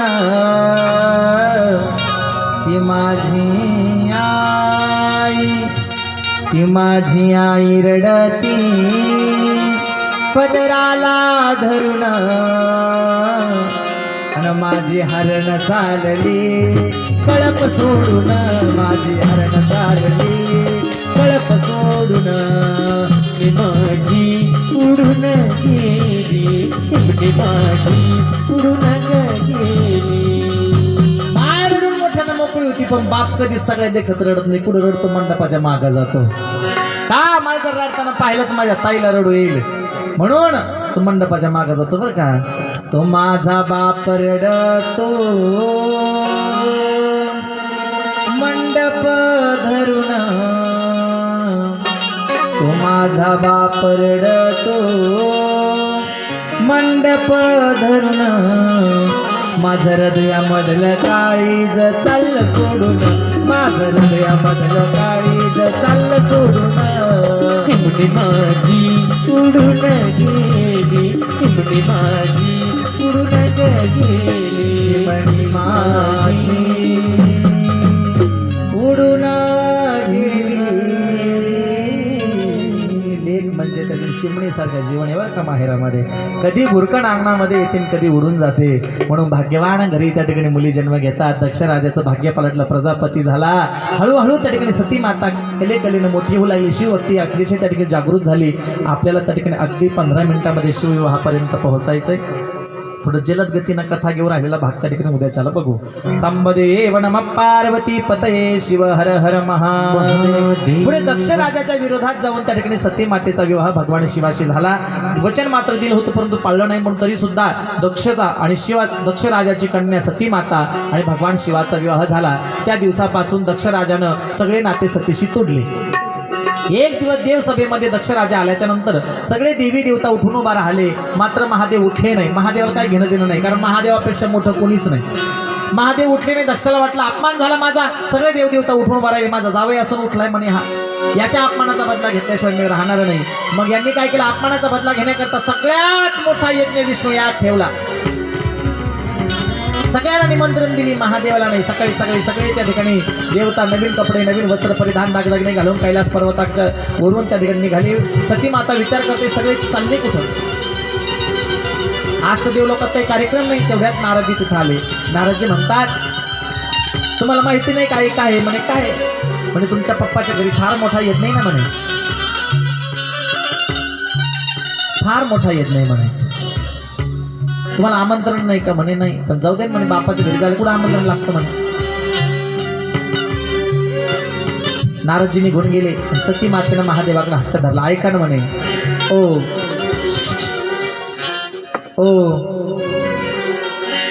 महादेव म्हणले, काय रे? सती मातेच बोलण्यास टॅक्ट पहा. सती माता माझ्या पित्याच्या घरी म्हणत नाही. सती माता काय म्हणते माहितीये का? तुमच्या सासऱ्याच घरले मोठा येत नाही अण्णा.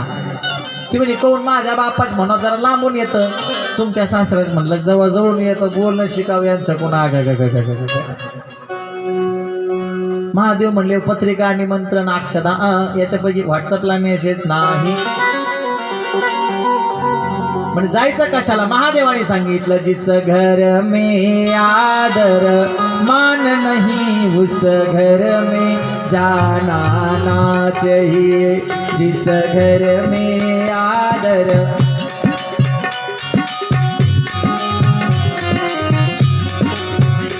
फार मोठा उपदेश आहे बरं का महादेवांचा. जिस घर में आदर मान नाही उस घर में जाना ना चाहिए. सती, जिथं आपल्याला मानपान नाही, जिथं बोलवणं नाही तिथं माणसं जाऊ नये. काही जागा अशा आहेत जिथं बोलवलं तरच जावं, काही जागा अशा आहेत तिथं नाही बोलवलं तरी जावं, आणि काही जागा अशा आहेत तिथं बोलवलं तरी जाऊ नये. जिथं कथा कीर्तन हरिपाठ चालू आहे, कीर्तन चालू आहे, कथा चालू आहे, तिथं आपल्याला आमंत्रणाची निमंत्रणाची अपेक्षा ठेवू नये. माहिती आहे चालू आहे शिवकथा, लगेच जावं. तिथं आमंत्रण, गुरु घरी जाण्याकरता आमंत्रण लागत नाही.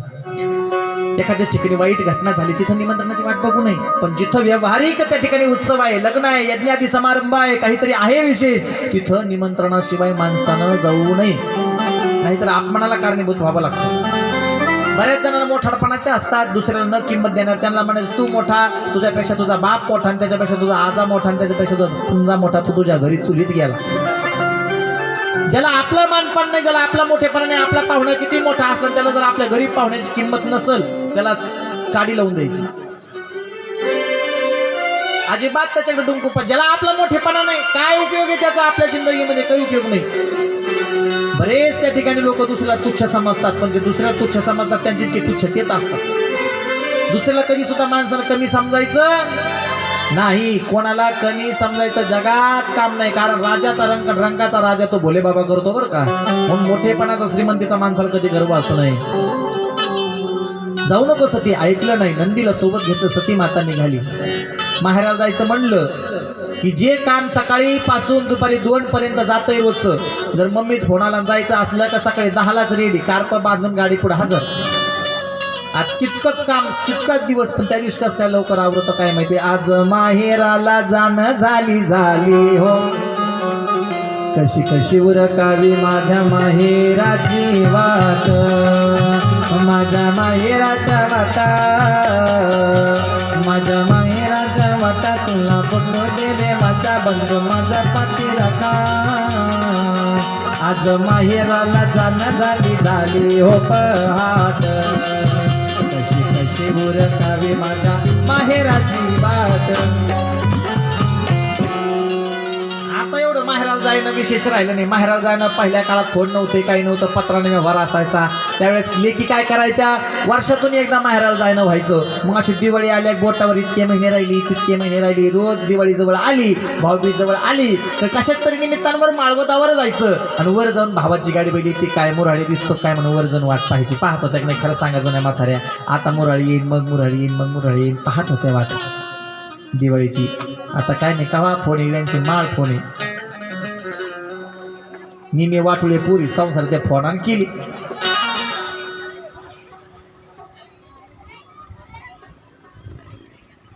पण हिला जायचं आवल, हिला तयारी करून ठुली ते बुळक यायचं नंदाचा अगोदर. इथं जायचं कॅन्सल.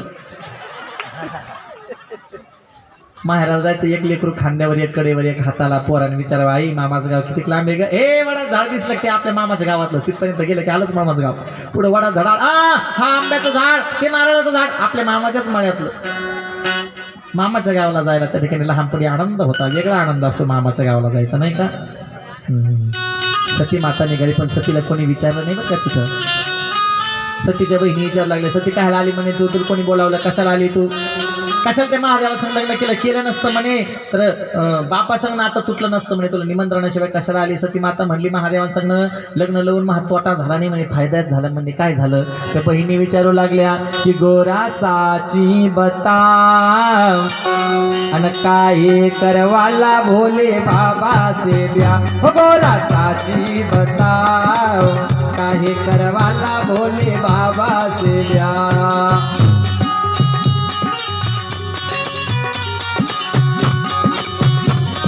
सती माता म्हणली, पानी की चिंता मुझे नहीं हो बे, पाण्याची चिंता नाही म्हणे, भोले के मुंडवा पे लगी पाइपले चाहे कितना भरवाओ आणि यही लिए करवाओ भोले बाबा से ब्याव. पाण्याची चिंताच नाही म्हणे, लाईट गेली नळपट्टी भरून नको, पाणीपट्टी भरून नको, कधी जाटा वाकड्या केल्या बदा बदा पाणी, टेन्शनच नाही म्हणे. का? भोले तेरी जटा में बहती है गंगाधारा, शंकर तेरी जटा में. दुसरी बहीण म्हणू लागली की गोरा साची बताव काहे करवाला भोले बाबा से ब्याव, हो गोरा साची बताव काहे करवाला भोले बाबा से ब्याव.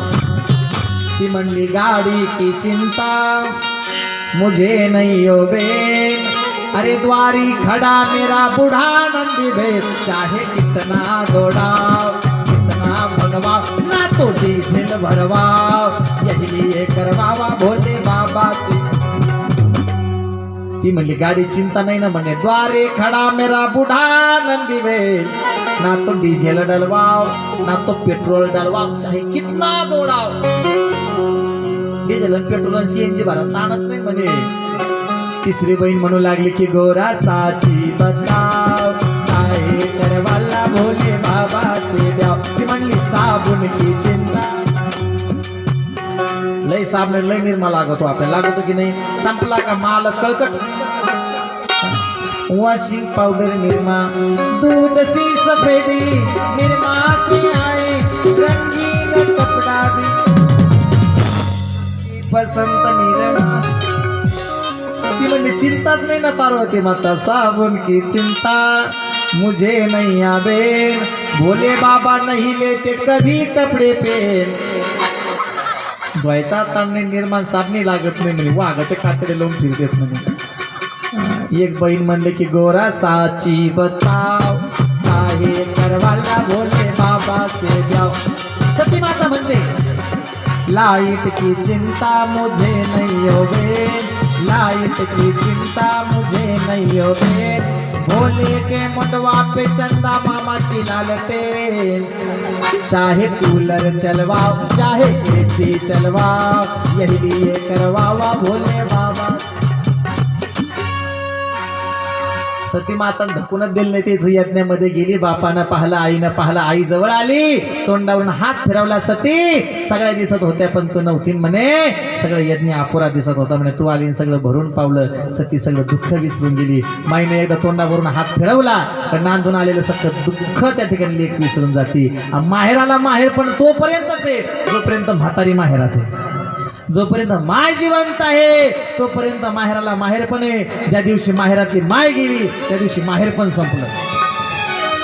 जोपर्यंत माय आहे माहेरात तोपर्यंत लेकीला माहेर पण आहे. भाऊजाई किती सोन्यानं मडलेली असली तर काय कामाची, कारण मायेची सर त्या ठिकाणी माहेरात कोणी करू शकत नाही. जोपर्यंत माहेरात माय पण आहे ना तोपर्यंत म्हातारा म्हातारी तोपर्यंत माहेर पण आहे. बरं का, म्हातारीच्या हातात तोपर्यंत सत्ता आहे हे देत राहती.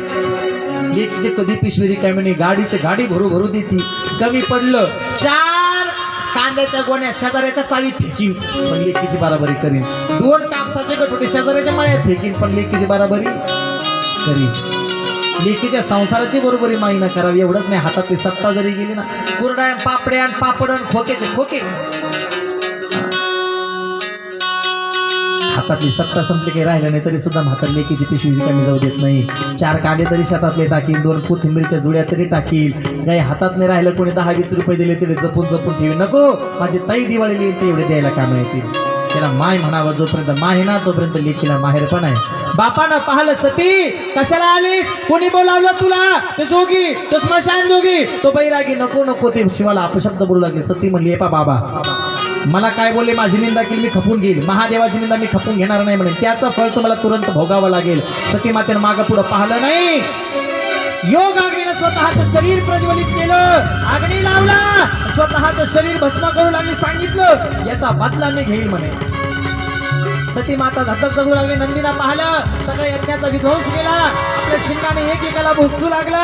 सगळ्या यज्ञातील त्या ठिकाणी विध्वंस नंदीनं केला. महादेवाला कळालं, जटा उपटल्या, भैरव निर्माण केले. एका त्रिशूळामध्ये शिर उडवलं. दक्षाचं यज्ञ जाऊन पडलं. यज्ञ पवित्र झाला. महादेवानं सती मातेचं शरीर हातावर घेतलं. सती सांगितलं होतं, जाऊ नको. काय केलंस म्हणे, स्वतःचा नाश करून घेतला. आणि सतीचं प्रेत हातावर घेऊन त्या ठिकाणी महादेवजी अवकाशामध्ये फिरू लागले. साक्षात जगज्जननी त्रिपुर सुंदरीचा प्रेत हातावर आहे. महादेव दुःखी झाले, तांडव करू लागले. धरणी फुटते की काय असं झालं. पण महादेवांनी क्रोध शांत होण्याकरता भगवान विष्णू सुदर्शन सोडलं. सतीच्या शरीराचे तुकडे केले. एक एक तुकडा जिथं जिथं जाऊन पडला, तिथं एक एक शक्तिपीठ तयार झालं. सतीच्या शरीराचा येव अवस्थित पडला. तिथं जिथं जीभ पडली तर ज्वालाजी प्रकट झाल्या, नेत्र पडले, नैनादेवी प्रकट झाल्या, हृदय पडलं, विंध्यवासिनी प्रकट झाल्या. असा जिथं जिथं जो जो अवयव पडला, मातृअंग पडलं, कामाख्यादेवी प्रकट झाल्या. जिथं जो जो अवयव पडला तिथं एक एक शक्तिपीठ तयार झालं. बोले जगज्जननी त्रिपुर सुंदरी राजराजेश्वरी परमंबा भगवती अंबा माता की जय. तीच त्रिपुर सुंदरी त्या काळामध्ये तारकासूर नावाचा राक्षस जन्माला आला. शिवाच्या पुत्राच्या हातून मरण मागितलं. मग महादेवाला तर त्या ठिकाणी पुत्र नव्हता, विवाह केला नव्हता. महादेवजी त्या ठिकाणी वियोगानं पुन्हा समाधी अवस्थेत गेले. देवतांनी विनवणी केली महादेवांना पुन्हा विवाह करण्याकरता. तारकासुराच्या हातानं त्या ठिकाणी तुमच्या पुत्राच्या हातानं त्यांना वर प्राप्त झालाय मरण्याचा. म्हणून तारकासुराच्या या अन्यायातून वाचण्याकरता देवांनी महादेवाला पुन्हा प्रार्थना केली. अनेक त्या ठिकाणी वियोगानं समाधी भंग पावण्याचा प्रयत्न केला. कामदेवाला भस्म झाला. आणि तीच सती माता पुन्हा हिमालयाच्या घरी पाहुणी आली घरा. जगदंबा माझी पाहुणी आली घरा. अहो आली आली पाहुणी आली घरा. जगदंबा माझी पाहुणी आली घरा. पाहुणी आली घरा. जगदंबा माझी पाहुणी आली घरा. ओ आली आली पाहुणी आली घरा. जगदंबा माझी पाहुणी आली घरा.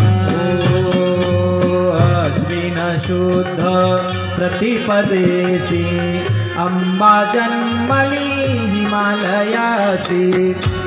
जन्मली हिमालयासी.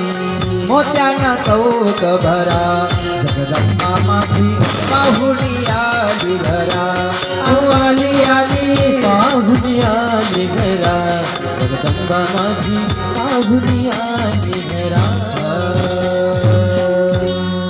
सडा सारवण केले वाड्यात. हळदी कुंकवान देवीचा भरते मळभट.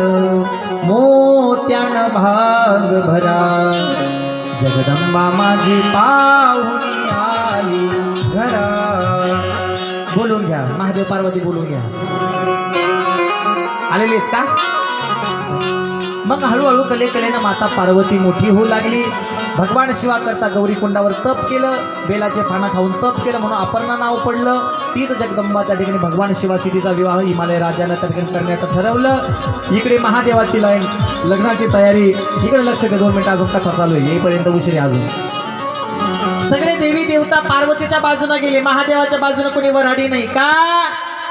कारण यांच्या घरी सगळे भूतप्रेते म्हणे यांच्यासोबत कोण जाईल, म्हणून सगळे पार्वतीच्याच बाजूने निघून गेले. इकडे पार्वतीला हळद लावली. इकडे काय केलं, महादेवाचा मेकअप सारे अंगाला मेले लोकांचा भस्म लावला.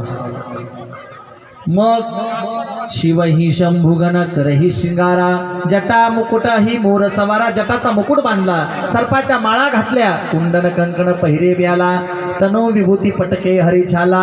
आणि मग काय केलं, अंगाला विभूती लावली, साप गुंडाळले, नाग गुंडाळले, असा भस्म लावला. आणि महादेव नंदीवर सोयीचा नाही बसवला, उलटा बसवला. का? हे नाचणारे म्हणले मग आमच्याकडं कोण पाहिल म्हणे, म्हणून महादेव शापाकडे तोंड करून बसे. जे तेव्हापासून नाचते तर अजून काय त्यांचं नाचणं व्हाय ना. हे जे आता नाचते त्या लग्नात डीजे डीजे डीजे, हे जे भूतच आहेत सगळे पहिले. आणि मग ते काय वरहाड पार्वतीचं निघालं. पहिल्या महादेवाच्या अगोदर विष्णू आले म्हणे पार्वतीच नवरदेव लय सुंदर, ते नवरदेव म्हणे हा नवरदेव नाही, ते नवरदेव सुंदर आहे. मग नवरदेव सुंदर असेल मग ऐरावतावर बसून इंद्र आला, अरे म्हणे नवरदेव सुंदर आहे म्हणे, हा पण नवरदेव म्हणे, हा नवरदेवचा पाहुणा आहे म्हणे.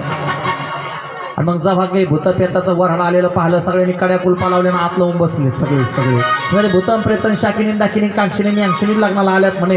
आणि मग पार्वती मातेची आई रडू लागली म्हणे नारदानं काय वाटोळ केलं म्हणे माझ्या पोरीचं, सगळे भूतन प्रेतन येतात आणि काय नवरदेव आहे म्हणे तो, सरा तरी वाघाचे कातळे लावले, नागन वेळ गुंढाळले म्हणे, काय नवरदेव पाहिला माझ्या पोरीला, वावळायला गेली, गंध लावायला गेली, फुस केलं, जागेर बिनसूत झाली, तिला 2 सलाईन लावून आणली. आणि मग नारदांना आपलं खरं रूप दाखवायला लावलं महादेवाला. सुंदर स्वरूप महादेवांनी आपलं दाखवलं. श्वेतांबर पितांबर कर्पूर गौरम करुणावतारम, सुंदर स्वरूप त्या ठिकाणी महादेवाचं पाहिलं. आणि मग माता पार्वतीची आई तृप्त झाली आणि लग्नाची तयारीला त्या ठिकाणी पुन्हा सुरुवात झाली. आता इथं 2 पाठ टाका. महादेव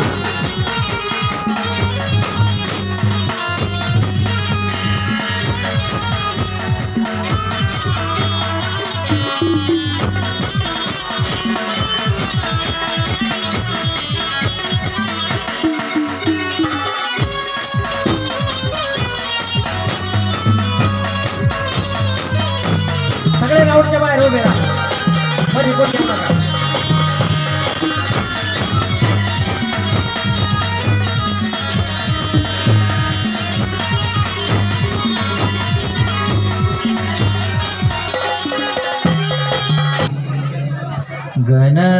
गणनायकं गजमुखो मुरेश्वरं सिद्धितं बल्लाळो मुरुडं विनायकमहं चिंतामणि स्तेवरो लेण्याद्रे गिरिजात्मजं सुवरदं विघ्नेश्वरं कोसरं ग्रामे रांजण संस्थितो गणपती कुर्यात् सदा मंगलम शुभमंगल सावधान. गंगा सिंधु सरस्वती च यमुना गोदावरी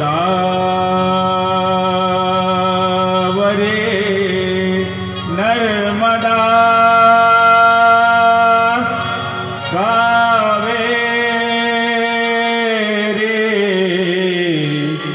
शरयो महेंद्र तनया चरमन्वते वेदिका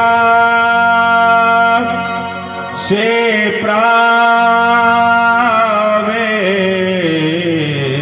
प्रवते महासुरनदी ख्याता जया गंडकी पूर्ण जले समुद्र सहिता कुर्वन्तु वो मंगलम्. वधूवर्यो शुभं भवतु सावधान.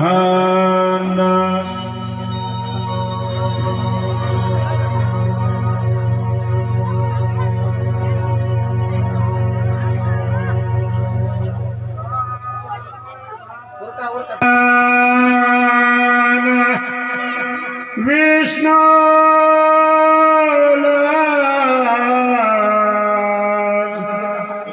कमला शिवासी गिरिजा प्रेमान शुभ मंगल सावधान. दुडू दुडू धावयाची दुडू दुडू धावयाची लोटली पारी अंगणी आठवीता बालपण अश्रू जडले नयनी छोट्या भावासाठी कंठतीचा आला होता तुझा सदा प्रेमान शुभ मंगल सावला माय दुरून पाहती माय दुरून पाहती घाली तुळशीला पाणी आठविता बालपण अश्रू जडले नयनी माया पाझरली तिची डोळे पुसती पदरात सदा प्रेमान शुभ मंगल सावधान डोळी अक्षदा